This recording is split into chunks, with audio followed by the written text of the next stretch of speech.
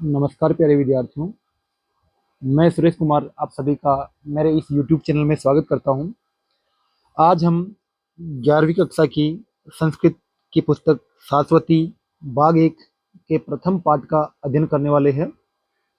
अध्ययन की श्रृंखला हमने आज से शुरू की है, तो इसी क्रम में देखते हैं। प्रथम पाठ है वेदामृतम। वेदामृतम शब्द से तात्पर्य है वेद रूपी अमृत। तो इसका शाब्दिक अर्थ यहाँ स्पष्ट हुआ, वेदामृतम अर्थात वेद रूपी अमृत। थोड़ा इसका प्रस्तावना देख लेते हैं। क्या इसकी पाठ की प्रस्तावना है? भारतीय वैदिक वाङ्मय संपूर्ण विश्व का प्राचीनतम वाङ्मय होने के साथ साथ मनुष्य की अंतःचेतना से फूटी उदात्त कविता का भी प्रथम निदर्शन है। भारतीय वैदिक वाङ्मय जो है संपूर्ण विश्व का प्राचीनतम वाङ्मय है। वाङ्मय का अर्थ साहित्य, सबसे पुराना साहित्य है। पुराना तो है ही है, साथ में मनुष्य की अंतःचेतना, अंतर्मन से फूटी निकली हुई उदात्त का अर्थ प्रखर, प्रखर या प्रकट रूप में कविता का भी प्रथम निदर्शन है, यानी कि उदाहरण है। वैदिक काव्य में विश्व शांति, विश्व बंधुत्व, लोकतांत्रिक मूल्य, निर्भयता, राष्ट्र प्रेम का संदेश भरा पड़ा है, जो आज के वातावरण में पहले से भी अधिक प्रासंगिक प्रतीत होता है। देखिए, वैदिक काव्य या यूं कहे कि जो अपना वैदिक साहित्य है उसमें विश्व शांति की बात मिलती है, विश्व बंधुत्व की बात। आपने देखा होगा, निश्चित रूप से पढ़ा होगा, वसुदेव कुटुंबकम। विश्व बंधुत्व की भावना का इससे अच्छा उदाहरण और क्या हो सकता है। विश्व शांति की हमारे साहित्य में कामना की गई है, हमारी भारतीय संस्कृति में कामना की गई है। वेदों से हमारी भारतीय संस्कृति है। और क्या कामना की गई है, एक उदाहरण के लिए मैं, सर्वे भवन्तु सुखिनः, सर्वे सन्तु निरामया, सभी सुखी हुए, सभी अच्छा देखे, सभी अच्छा सुने। ये जो व्यापक भावना है, ये जो अपने और मेरे और तेरे से ऊपर उठ के जो भावना है, ये भारतीय संस्कृति में ही देखने को मिलती है। लोकतांत्रिक मूल्य, निर्भयता, निर्भय होकर के किसी भी बात को रखना, और राष्ट्र प्रेम, अनोखा राष्ट्र प्रेम जो है, ये भी अपने को वैदिक साहित्य में मिलता है, जो आज के समय, आज के वातावरण में पहले से अधिक प्रासंगिक लगता है। देखिए, पहले जो था वो शांति का काल था, अभी क्रांति का काल है। अभी जो लोग है, एक अशांति का माहौल फैला हुआ है। तो इस समय में ये चीज़ें पहले से भी अधिक उपयोगी साबित होती है। यही चीज़ यहाँ समझाई गई है। प्रस्तुत पाठ में वैदिक काव्य का अमृत तत्व का मतलब अमृत तुल्य बातें, या जो सार रूप है, इस पाठ की बात कर रहे हैं। इस पाठ में जो मंत्र है वो ऋग्वेद, यजुर्वेद तथा अथर्ववेद से संकलित किया गया है। इन कविताओं में अत्यंत उदात्त एवं अनुकरणीय आदर्श विद्यमान है। अपने द्वारा अनुकरण किए जाने योग्य बातें इसमें कही गई है। देखिए क्या है, पाठ को शुरू करते हैं। सामान्य रूप से ये प्रस्तावना थी, इसमें कोई इसे समझने वाली बात थी नहीं। पहले मंत्र से अपन देखते हैं। देखिए पहला मंत्र, देखिए क्या है पहला मंत्र। संगच्छध्वम सम वदध्वम सम वो मनांसी जानताम देवा भागम यथा पूर्वे संजानना उपास्ते। संगच्छध्वम, ये जो संगच्छध्वम है, इसका आप संधि विच्छेद करेंगे तो आपके सामने रूप बन के आएगा सम उपसर्ग पूर्वक गच्छध्वम रूप बन रहा है। गच्छध्वम है, गच्छ धातु का ये गच्छध्वम वाला रूप बन रहा है। सम गच्छध्वम, सम का अर्थ होता है साथ। सम एक उपसर्ग जिसके अलग अलग अर्थ होते हैं। सम का अर्थ साथ भी होता है, सम का अर्थ समान भी होता है। ठीक है, तो यहाँ सम का अर्थ गच्छध्वम के साथ है साथ। सम गच्छध्वम, गच्छध्वम यानी चलो, सम यानी साथ, एक साथ चलो यानी मिलकर के चलो। सम वदध्वम, यहाँ सम का अर्थ समान, एक समान।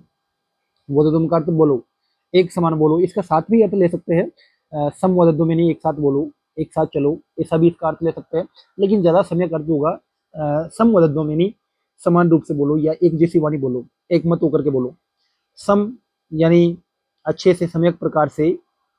वह यानी तुम्हारे, वह जो है, देखो विद्यार्थियों, वह जो है ये आपके युष्मद शब्द का वैकल्पिक रूप है। युष्मद शब्द का अर्थ तुम। अब युष्मद शब्द के ये द्वितीय बहुवचन में, चतुर्थी बहुवचन में और षष्ठी बहुवचन में वैकल्पिक रूप वह मिलता है अपने को, जिसका अर्थ आप अपनी आवश्यकता के हिसाब से लगा सकते हैं। तो यहाँ पे जो वह है, ये आपका षष्ठी विभक्ति बहुवचन, 6 का 3 है, षष्ठी विभक्ति बहुवचन, जिसका अर्थ हो जाएगा तुम्हारा।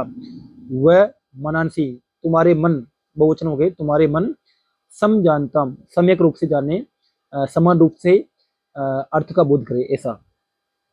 देव उदाहरण दिया है कैसे, तो यथा यानी जैसे, देवा देवता लोग, बागम यानी अपने अपने बाग को, अपने अपने हवि को, पूर्व यानी पहले, पूर्व काल में, संजानाना, सम उपसर्ग आया है, ठीक है, समझाना सम्यक रूप से जानते हुए, उपासते यानी प्राप्त करते थे या स्वीकार करते थे। जिस प्रकार से यथा जैसे, पूर्व यानी पहले, देवा देवता लोग, बागम अपने अपने बाग को, संजानाना उपासते सम्यक रूप से जानते हुए प्राप्त करते थे, स्वीकार करते थे, ठीक वैसे ही आप भी यजमानों के लिए जो ऋषि ने प्रार्थना की है, या ऋषि ने उनके लिए संदेश दिया है, क्या संदेश है कि सम गच्छोद्यम, साथ में लेकर के चलो, सम वदद्यम, साथ एक साथ बोलो, एक आवाज में बोलो, सम वो मनांसी जानता, वो मनांसी, तुम्हारे मन जो है, सम जानता, सम्यक रूप से जाने या समान रूप से अर्थ का बोध करे। इस प्रकार से पहले मंत्र का इसका भावार्थ था। ऋग्वेद का ये मंत्र है, और ये जो देखो 10 लिखा हुआ है, 191 में लिखा हुआ है, 2 लिखा हुआ है, ये क्या है तो आपको पता होगा या नहीं होगा। ऋग्वेद में 10 मंडल है, ठीक है, तो ये जो श्लोक है, ये मंत्र है, ये 10वें मंडल से लिया गया है, उसका 191वां सूक्त है, और उसके दूसरे नंबर का मंत्र है, यहाँ से लिया गया है। तो इस प्रकार से ये भी आपको जानकारी रहे तो अच्छा ही है। दूसरा मंत्र अपन देखते हैं, उम्मीद है पहला वाला समझ में आ गया होगा आपको। समानी वह आकुति है, समाना हृदयानी वह है, समानम मस्तु वो मनो, यथा वह सुशास्ति। क्या था, समानी वह आकुति है, समानी यानी समान होवे, समानी का अर्थ है समान होवे, वह यानी तुम्हारी, अभी वह की अपन ने बात की थी, वह आपका वैकल्पिक रूप है ना, युष्मत शब्द का, वह यानी तुम्हारा या तुम्हारी या तुम्हारे लिए या तुम सबका, इस तरह से। तो वह समानी यानी समान होवे, वह यानी तुम्हारे, तुम्हारा, आकुति यानी विचार, आकुति यानी विचार, या इसको आप संकल्प भी कह सकते हैं, संकल्प, विचार या संकल्प जो है वो क्या हो, समान यानी समान हो। देखो इसका अन्वय करना भी मैं आपको सिखा रहा हूँ। क्या होता है अन्वय, किसी भी श्लोक जो कि अव्यवस्थित होता है उसको व्यवस्थित करना, क्रम से जमाना, जिस क्रम से आप अनुवाद कर रहे हो ठीक उसी क्रम में जमाना, ये अन्वय कहलाता है। जैसे जैसे उदाहरण के माध्यम से अपन समझते हैं, इसमें समान यानी समान हुए, वह यानी तुम्हारे, आकुति यानी विचार, समान हो गए तुम्हारे विचार, बैठा नहीं है ना, तो क्या ठीक से क्या होगा, तुम्हारे तुम्हारे आकुति यानी विचार, समान यानी समान हो गए। देखो पहले वह आ जाएगा, वह आकुति समानी, तुम्हारे विचार समान हो गए, समाना यानी समान हो गए, हृदय यानी हृदय, वह यानी तुम्हारे, तुम्हारे जो हृदय है, हृदय का मतलब अंतर्मन, है ना, तुम्हारा जो अंतर्मन है, अंतस चेतना है, वो भी समान हो गए, वह यानी तुम्हारे, हृदय यानी हृदय, अंतस चेतना, समान यानी समान हो गए, समानम अस्तु या समानम, समानम धन अस्तु, इन दोनों को मिला के समानम अस्तु हो गया। समानम यानी समान, अस्तु यानी होवे, क्या हुए, वो मनो, यहाँ पे वह है, वह के बाद विसर्ग है, तो यहाँ उत्व संधि होके वो बन गया, कोई विशेष बात नहीं है। वह यानी तुम्हारे, मनो यानी मन, समानम अस्तु समान हो गए, तुम्हारे मन समान हो गए, यथा यानी जैसे, वह यानी तुम्हारे, सुसहस्ती, सु सह धन अस्थि, सु यानी अच्छा, स यानी साथ, अच्छा साथ का अर्थ यहाँ हो जाएगा सत संगति, संगति भी कैसी, सत्य संगति। जैसे वह यानी तुम्हारे, सुस सत सत्य संगति, अस्थि यानी होती है या होवे, जैसे जैसे तुम्हारी जो संगत है वो अच्छी होवे, इस प्रकार से इसमें बात कही गई है। फिर से देखिए इसका एक बार, इसका पूरा का अर्थ देखिए, क्या अर्थ है, देखो, वह आकुति समानी, तुम्हारे विचार समान हो गए, वह हृदयानी समाना, तुम्हारे हृदय जो अंतर्मन है वो भी समान हो गए, वह मनो समानम अस्तु, तुम्हारा जो मन है, तुम्हारे सभी के जो मन है वो भी समान हो गए, यथा वह सुसाहस्ती, जैसे तुम्हारी अच्छी संगति होती है, वैसे तुम्हारी संगति, मतलब जैसे अच्छी संगति होती है ठीक वैसे ये सारी चीजें हो गए, ठीक है। यहाँ ऋषि जो है यजमान के लिए ये सारी प्रार्थना कर रहा है, अपन सबके लिए निर्देश दिया गया है, अपन सबके लिए कामना की गई है। अगला मंत्र देखिए आप, और इस मंत्र की अगर अपन बात करें तो ये आपका ऋग्वेद का 10वां मंडल 191वां सूक्त और उसका 4था मंत्र है, ठीक है, ये बात अपन कर चुके हैं। अब तीसरा मंत्र देखते हैं, मधु वातारितायते, मधु क्षरंती सिंधव है, माधवीर न संतोष दी, संतोष दी है ना, इसका क्या अर्थ हुआ? मधु यानी मधुर, मधु का अर्थ है मधुर, वाता का अर्थ है वायु, रितायते यानी यजमान के लिए। यजमान कौन होता है? जो यज्ञ करने वाला होता है ना, यजमान के लिए। इसमें रितायते में चतुर्थी विभक्ति है।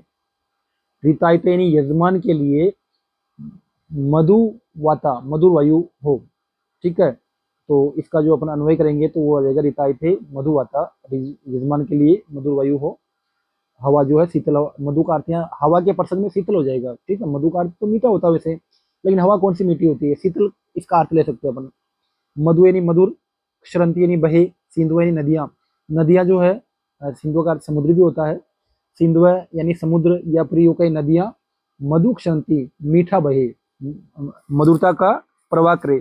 यानी नदियों में क्या बहता है? जल बहता है, वो जल कैसा हो? मीठा जल हो। माधवी यानी मधुर हो, न यानी हमारे लिए, संतु औषधि। देखो इसका जो इन सबको मैं अलग करता हूँ। माधवी या विसर्ग होगा, फिर है न, फिर है संतु, फिर है धन औषधि।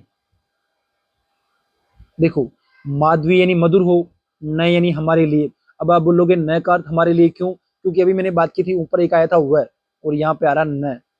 वह जो है आपका युष्मद शब्द है। कौन सा शब्द है? युष्मद। और न आपका अस्मद शब्द है। ठीक है, युष्मद का अर्थ होता है हम, और अस्मद का अर्थ, सॉरी, अस्मद का अर्थ होता है, युष्मद का अर्थ तुम, और अस्मद का अर्थ है हम। ठीक है, और जो युष्मद है, इस युष्मद का वैकल्पिक रूप द्वितीय, चतुर्थी और षष्ठी बहुवचन में वैकल्पिक रूप आपका क्या मिलेगा? वह मिलेगा। और ऐसे ही अस्मद जो शब्द है उसका द्वितीय, चतुर्थी और षष्ठी बहुवचन में न मिलेगा। ठीक है, तो इसमें किस प्रकार से कि तुम्हारे लिए ना, तुम्हारे लिए जो ऋषि हमारे लिए कामना कर रहे हैं, तो यहाँ के लिए अर्थ में यहाँ चतुर्थी हो जाएगा। ये चतुर्थी का वैकल्पिक रूप है। न यानी हमारे लिए, माधवी यानी मधुर, संतु यानी होवे, औषधि यानी जो दवाइयाँ हैं वो हमारे लिए मधुर होवे। देखो ऋषि क्या क्या प्रार्थना हमारे लिए कर रहे हैं कि वैसे अमूमन अपन देखते हैं कि औषधियाँ जो होती है वो कड़वी होती है, लेकिन हमारे ऋषि महर्षि कह रहे हैं कि हमारे लिए तो वो जो औषधियाँ हैं, जो दवाई का काम करती है, वो भी हमारे लिए कड़वी नहीं होकर के मीठी हो गई। ठीक है ना? एक बार इसका संयुक्त रूप से इसका अर्थ देखिए आप। रितायते मधु आता, यजमान के लिए मधुर हवा बहे, मधुर हवा हो। सिंधु है मधु शरंती, जो नदियां हैं वो मीठे जल का प्रवाह करे। और न, न माधवी, न औषधि माधवी संतु, और हमारी जो दवाइयां हैं औषधि है वो भी मधुर हो। ठीक है, ये इसकी बातें हुई। और ये मंत्र कहाँ से लिया गया है तो इसकी भी अपन बात कर लेते हैं। ये जो मंत्र है आपके ऋग्वेद के प्रथम मंडल के 90वें सूक्त के 7वां मंत्र है। ठीक है, ये बात की थी हमने। ये तीनों जो मंत्र आपके इसके हैं ऋग्वेद के हैं। ठीक है, अब आगे देखते हैं। ये चौथा मंत्र आप देखिए, बहुत ही महत्वपूर्ण है, बहुत ही प्यारा मंत्र है। थोड़ा आगे मैं इसको गाने का प्रयास करता हूँ मैं। यज्जाग्रतो दूरम उदेति देवम, तदुषुप्तस्य तथैव वैति, दूरंगमं ज्योतिषां ज्योतिरेकं, तन्मे मनः शिव संकल्पमस्तु। क्या इसका अर्थ है? देखो यहाँ यत, यत धन जागृतो, यत जागृतो, यत यानी जो, ये जो यत जो शब्द आया वो मन के लिए आया है, क्योंकि ये जो यहाँ देखो मन है, यत मन है जो मन, और यहाँ देवम जो पद ये भी मन के लिए आया है। यत देवम जो देवता, जो मन देवता। ठीक है, जागृतो यानी जागते हुए, दूरम उदेति, यहाँ इसको भी अपन अलग कर सकते हैं। दूर में ये हलंत हो गया, और उदैति, दूरम उदैति। दूरम का अर्थ है दूर तक, दूर दूर तक। उदैति का अर्थ है चला जाता है, चला जाता है। कब? जागृतो, जागृत अवस्था में। यत देवम जो देवता। देखो मैं इसका अन्वय, अन्वय करने से अर्थ स्पष्ट होता है। यत देवम जो देवता, जो मन देवता, क्योंकि आप अलग अलग अर्थ करोगे। यत यानी जो, जागृतो यानी जागते हुए, दूरम यानी दूर दूर तक, उदित यानी चला जाता है, देव यानी देव, जो देव, जो मन देवता। ठीक है ना? तो ये इसमें अर्थ की संगति नहीं हुई। कैसे होगी अर्थ की संगति? जब आप इसका अन्वय करोगे। यत देवम जो देवता, जो मन देवता, जागृतो जागृत अवस्था में, दूरम दूर दूर तक, उदित यानी चला जाता है, तदु, तदु यहाँ पे ये वैदिक शब्द है, तत्धन उ, सॉरी,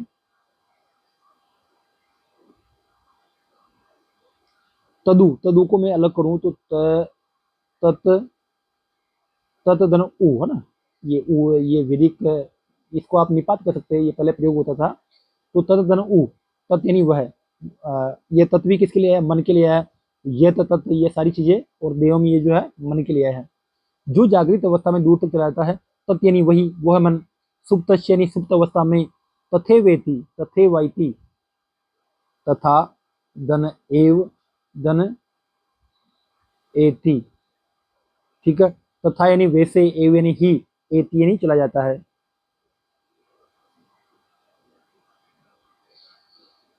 जो मन जागृत अवस्था में दूर तक चला जाता है, तद यानी वही मन, सुप्त यानी सुप्त अवस्था में, तथेव, तथा यानी वैसे, एव यानी ही, एति यानी चला जाता है।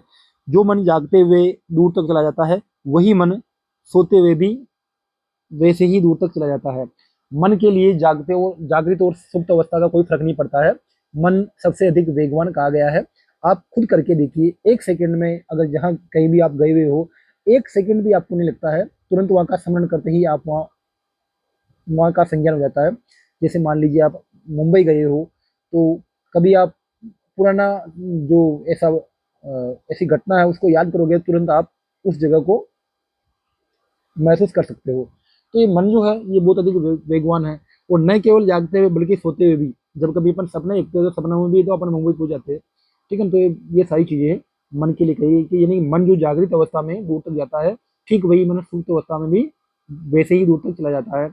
दूरम गमम ज्योतिषाम ज्योतिरेकम, दूरम गमम, इसका मैं अन्वय यहाँ करता हूँ। दूरम गमम ज्योतिषाम ज्योतिरेकम, ज्योति है धन एकम, यहाँ विसर्ग है, और एकम।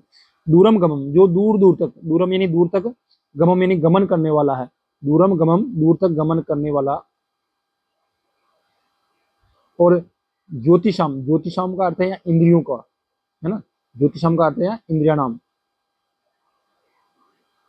इंद्रियों का। ज्योति यानी प्रकाशक है, ज्योति का अर्थ प्रकाश है। ज्योतिषाम यानी इंद्रियों की, ज्योति यानी ज्योति है, एकम यानी एकमात्र, जो इंद्रियों की एकमात्र ज्योति है। आपको पता होगा अपने शरीर में जो है वो 10 इंद्रियां होती है, जिनमें से 5 ज्ञानेंद्रियां, 5 कर्मेंद्रियां होती है, और एक उभय इंद्री जिसको, जो कि मन है, वो ज्ञानेंद्री भी है, कर्मेंद्री भी है। तो ज्योतिषाम यानी इंद्रियों का एकमात्र प्रकाशक है। इंद्रियों को चेतना प्रदान करने वाला है, वो मन है। मतलब इंद्रियों को जो है उनको ऑपरेट करता है, संचालित करता है, वो मन है, ठीक है। तो ज्योतियों का एकमात्र ज्योति है, या यूं कहे इंद्रियों का एकमात्र प्रकाशक है। और दूरम गमम, दूर दूर तक गमन करने वाला है, ये मन की विशेषता है। मन कैसा है, दूरम गमम, दूर तक जाने वाला है। ज्योतिषाम ज्योतिरेकम, दूर, जो ज्योतियों का एकमात्र ज्योति है। अब आगे,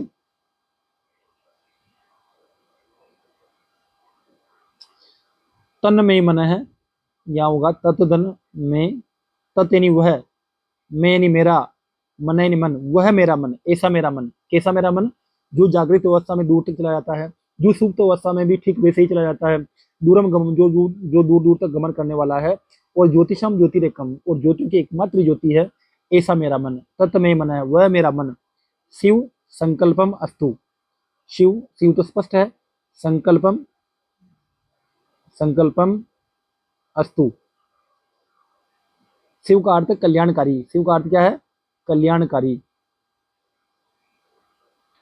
तत् यानी वह, मैं यानी मेरा, मन, मन यानी मन, कल्याणकारी संकल्प यानी संकल्प वाला या विचार वाला, शिव संकल्प यानी कल्याणकारी विचार वाला, अस्तु यानी होवे, वह मेरा मन जो है कल्याणकारी विचार वाला होवे।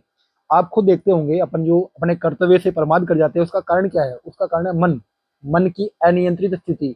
अगर मन नियंत्रित हो जाए तो वो आदमी जितेंद्रिय हो जाता है, जिसने इंद्रियों को जीत लिया। इंद्रियों को कैसे जीत सकता है, इस मन को नियंत्रित करके आदमी इंद्रियों को जीत सकता है, ठीक है। तो ये सारी बातें हैं, बहुत ही प्यारा मंत्र है, बहुत ही मुझे अच्छा लगता है। एक बार इसका संयुक्त रूप से अर्थ आप समझे। जो जागृत अवस्था में दूर दूर तक चला जाता है, यद देवम, जो देवता, जो मन देवता जागृत अवस्था में दूर दूर तक चला जाता है, ठीक वैसे ही तद, वह मन सुप्त अवस्था में वैसे ही चला जाता है। जो दूर दूर तक गमन करने वाला है और जो ज्योतियों का या यूं कहे जो इंद्रियों का एकमात्र प्रकाशक है, वह मेरा मन कल्याणकारी विचारों से युक्त होवे, वो मेरा मन शुभ शुभ सोचे। ठीक है, ये जो मंत्र कहाँ से लिया गया है, ये मंत्र यजुर्वेद से लिया गया है और उसका 34वां अध्याय, यजुर्वेद में अध्याय है, 34वें अध्याय से लिया गया है, 34.1 अध्याय, और इसको शिव संकल्प सूक्त के नाम से ही जाना जाता है। 34वें अध्याय का पहला सूक्त है और वो है शिव संकल्प सूक्त, इसका नाम ही ऐसा ही है। कुल 6 मंत्र है शिव संकल्प सूक्त। ठीक है, ये थोड़ा आप ध्यान रखें। अब अगला मंत्र देखो आप,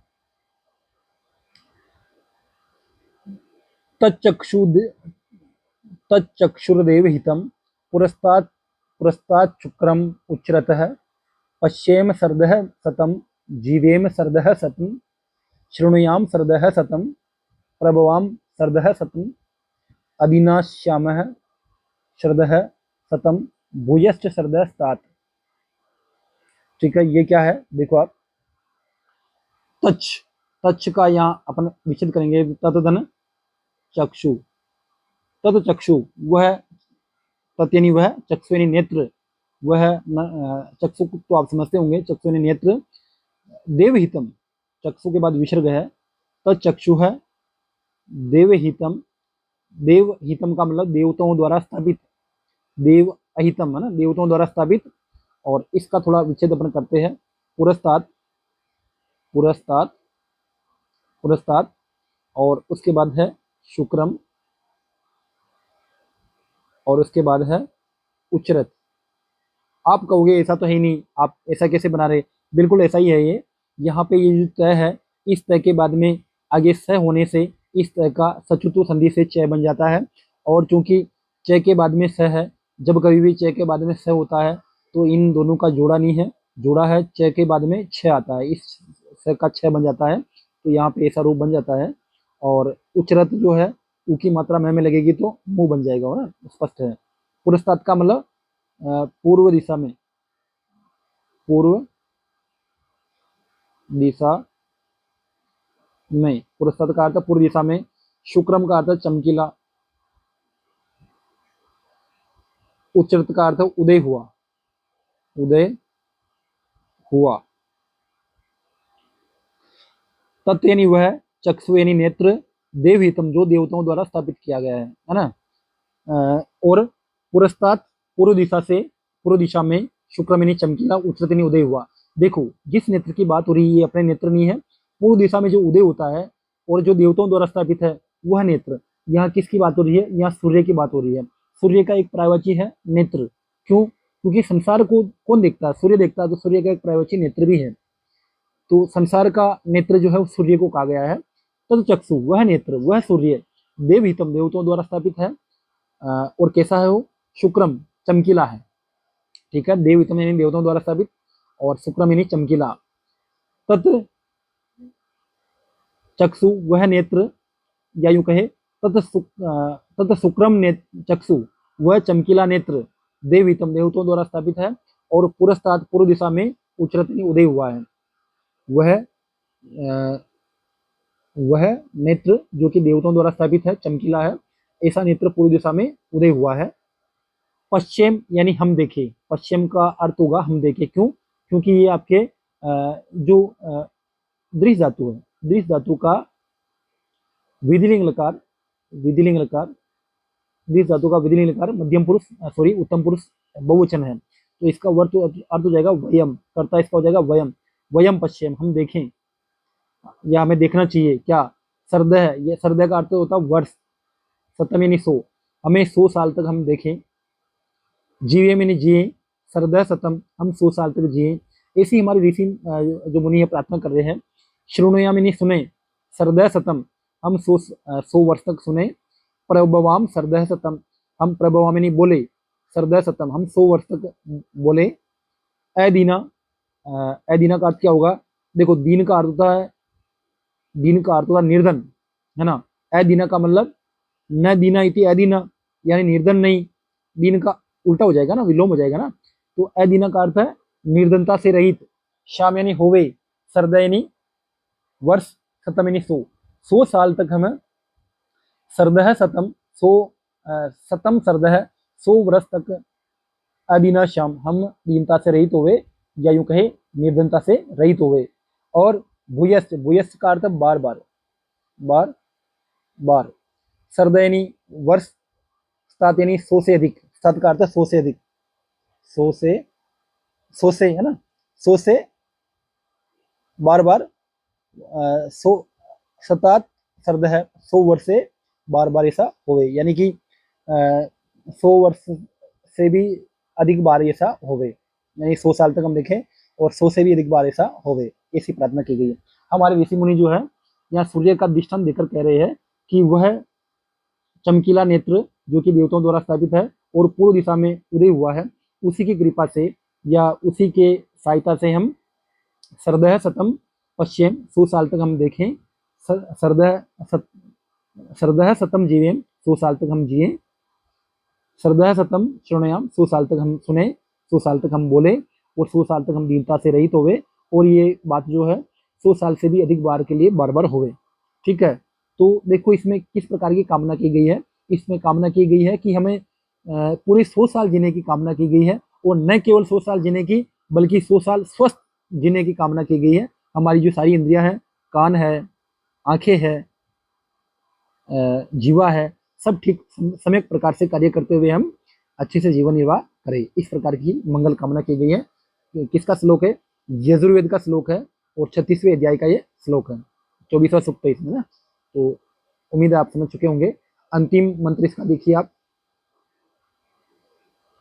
क्या अंतिम मंत्र है?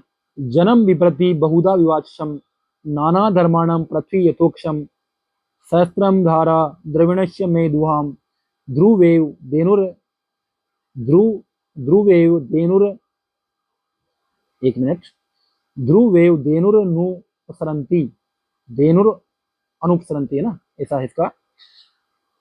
जन्म लोगों को, जन्म अर्थ है लोगों, जन्म का अर्थ है लोगों को, विव्रति नहीं धारण करती हुई, यहाँ विव्रति में स्त्री प्रत्यय का प्रयोग हुआ है, विव्रत विव्रंती विव्रत ऐसा आता है इसका। तो विव्रति का अर्थ धारण करते हुए, स्त्रीलिंग इसलिए, धारण करती हुई, धारण कर, स्त्री प्रत्यय जहाँ लगता है उसका अर्थ फिर इसी प्रकार से आता है, धारण करती हुई। विव्रति का अर्थ क्या हो जाएगा? विवृति का अर्थ हो जाएगा धारण करती हुई। जन्म यानी लोगों को धारण करती हुई, बहुधा यानी अनेक प्रकार से, विवाचम का मतलब भाषा बोलने वाले, अनेक प्रकार से बोलने वाले, या यूं कहे भाषा बोलने वाले। विवाचम का अर्थ है भाषा बोलने वाले, तरह तरह की भाषा बोलने वाले। नाना, नाना का अर्थ तरह तरह के, धर्माणम यानी धर्मों को मानने वाले, है ना। देखो जन्म विप्रति का अर्थ है लोगों को धारण करते हुए, कैसे लोगों को? बहुधा विवासम, जो अनेक प्रकार से भाषा बोलते हैं सॉरी, नाना धर्माणम, जो अनेक प्रकार के धर्मों को मानने वाले हैं, ऐसे लोगों को धारण करती हुई। कौन? पृथ्वी, पृथ्वी यानी हमारी तो सॉरी, हमारी धरती माता है, उसके बारे में कहा गया है कि पृथ्वी, तो यहाँ का जो शुरुआत है वो यहीं से होगा। पृथ्वी, हमारी पृथ्वी माता जो है, जन्म विप्रति, लोगों को धारण करती हुई, कैसे लोगों को? पृथ्वी बहुधा विवाचम, अनेक प्रकार की भाषा बोलने वाले को, और नाना धर्माणम, अनेक प्रकार के धर्मों को मानने वाले जन्म लोगों को, विवृति धारण करती हुई। और कैसे धारण करती है? यथोक्षम, यथा यानी जैसे, ओकसम, ओकस का अर्थ सगे पुत्र, एक घर में जो रहते हैं वो, ओक्सम यानी यथा यानी जैसे, ओक्सम जिस प्रकार से एक घर में रहने वाले लोग, या जिस प्रकार से सगे बंधु बांधव रहते हैं, ठीक उसी प्रकार से सभी को धारण करने वाली पृथ्वी जो है, पृथ्वी अनेक प्रकार की भाषा बोलने वाले और अनेक धर्मों को मानने वाले लोगों को अपने पुत्र के समान, सगे पुत्र के समान धारण करती हुई पृथ्वी जो है, ध्रुव, ध्रुवा, देखो यहाँ पे ध्रुव पद आया है, लेकिन क्योंकि पृथ्वी स्त्रीलिंग है इसलिए ध्रुवा, ध्रुवा इव देनुर, देनु है अनुपस्फुरंती, ध्रुवा का अर्थ है अटल, या यूं कहें निश्चल या स्थिर, ध्रुवा का अर्थ है स्थिर, है ना। तो स्त्रीलिंग है इसलिए ध्रुव आया, बाकी ध्रुवी होता है। निश्चल धेनु, धेनु का अर्थ एक पृथ्वी भी होता है, ठीक है, धेनु का अर्थ गाय भी होता है। ध्रुवा, ध्रुवा पद किसके लिए है? पृथ्वी के लिए, यानी निश्चल ये पृथ्वी। धेनु इव, धेनु यानी गाय के समान। अनुपस्फुरंती का अर्थ है, देखो उपस्फुरंती का अर्थ है कंपन करना, और अनुपस्फुरंती का अर्थ है कंपन नहीं करती हुई। इसमें भी वही आपका स्त्री प्रत्यय लगा है। अनुपस्फुरंती का मतलब कंपन नहीं करती हुई, ठीक है। ध्रुवा यानी पृथ्वी, निश्चल पृथ्वी, अनुपस्फुरंती यानी कंपन नहीं करती हुई, धेनु इव गाय के समान, सहस्त्रम दाराम, सहस्त्र का अर्थ हजार, दारा यानी दाराएं, द्रविणीश धन की, मैं यानी मेरे लिए, दुहाम यानी दोहे, मुझे धन की हजार दाराएं मुझे प्रदान करें। ऐसा ऋषि प्रार्थना कर रहे हैं कि ये जो पृथ्वी है ये अनेक प्रकार के भाषा बोलने वाले को और अनेक प्रकार के धर्मों को मानने वाले लोगों को धारण करती है, और अपने सगे पुत्र की भांति जैसे एक घर में रहते हैं ठीक वैसे धारण करती है। ऐसी पृथ्वी, ऐसी निश्चला ध्रुवा, ऐसी ध्रुव पृथ्वी या निश्चल पृथ्वी, अनुपस्फुरंती यानी कंपन से रहित।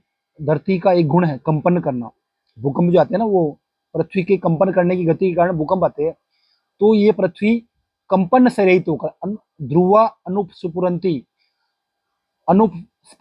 यानी कंपन नहीं करती हुई, ध्रुवा निश्चल होकर के पृथ्वी, स्थिर होकर के, धेनु इव गाय के समान, द्रविणस्य सहस्त्रम धाराम, धन की हजार धाराएं, मैं दुहाम मेरे लिए दुहे। इस प्रकार से इसका भावार्थ है। तो इस प्रकार से प्यारे विद्यार्थियों हमने इसके सभी मंत्रों को देखा है, यथासंभव अपने समझने का प्रयास किया है। हालांकि कक्षा में तो दो तीन कक्षाओं में इस पाठ को हम पूरा कर पाते हैं। मैंने इसको संक्षिप्त में सार रूप में मुश्किल से आधे घंटे का समय हुआ होगा, आधे घंटे में हमने इसको समेटने का प्रयास किया है।